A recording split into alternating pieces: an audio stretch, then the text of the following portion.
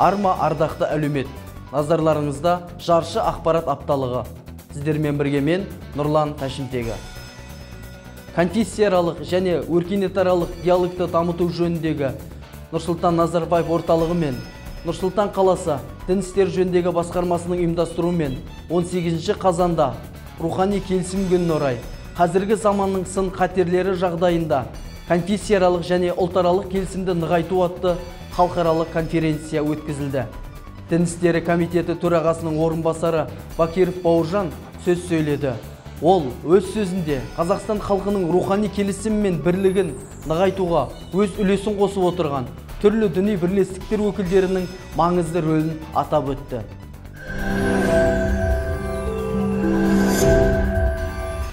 Қызылорда облысы дін істері басқармасының ұйымдастыруымен 18 қазан күні Достық үйінде рухани келісім тәуелсіздік тірегі тақырыбында діни бірлестіктер жетекшілерімен дөңгелек үстел отырысы өтті.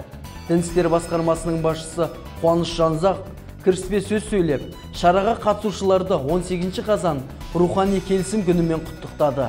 Рухани келісім күнінде аймақта рухани келісім, татулық, тұрақтылықты сақтауда еңбек етіп жүрген тұлғалар алғыс хаттармен марапатталды.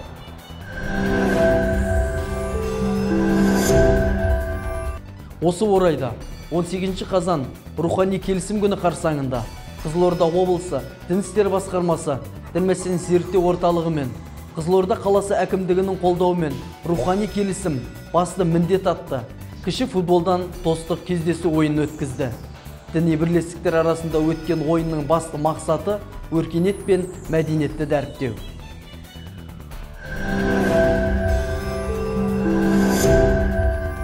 Қызылорда облысы дін істері басқармасы дін мәселелерін зерттеу орталығының Шиелі ауданы бойынша бөлімше меңгерушісі Әжімбек Шахмарданның рухани келісім қоғамның басты құндылығы тақырыбындағы мақаласы Казислам ақпараттық танымдық порталында жарияланды. Сонымен қатар орталық маманы Ерубай Асхат қаламыздың студент жастары мен деструктивті ағымдардың алдын алу, оларға қарсы мәдениет қалыптастыру тақырыбында кездесулер өткізді.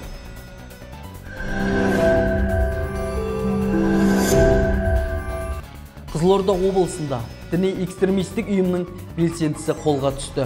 Қызылордалық азамат елде тыйым салынған таблиғи жамағат діни экстремистік ұйымның жақтасы. Сондай-ақ қызметін ұйымдастырып діни алауыздықты қоздыртатын және діни экстремистік деп танылатын ақпараттарды насихаттаған. Осыған қатысты Қылмыстық кодекстің 405 бабының 1 бөлігі бойынша іс қозғалған болатын. Қызылорда қалалық сотының үкімімен азамат кінәлі деп танылып, 3 жыл 6 ай мерзімге бас бостандығынан шектеу жазасына тартылып, пробациялық бақылауға алынды.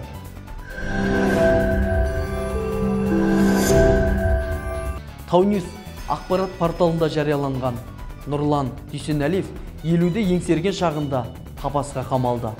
Ол елімізде сот шешімімен экстремистік деп танылған таблиғи жамағат ұйымының мүшесі. Жасырын пәтерде жақтастарын жинап, заңсыз уақы жүргізген. Ол қылмысын мойындап отыр. Тілімнен таптым ғой, болды. Сол нәрседе. Өзімнің кідә. Мешітке барсын, мен айтатым да сол, мешітке барыңдар деп. Мешітте имамдар бар ғой, айтады. Вот сол айтады. Таблиғи жамағатқа жоламаңыздар. Жеті баламнан жырақта болу ауыр деген ол жазада жеңіл болмайтынын сезет. Бұл іске нүкте қоятын сот жақында басталады.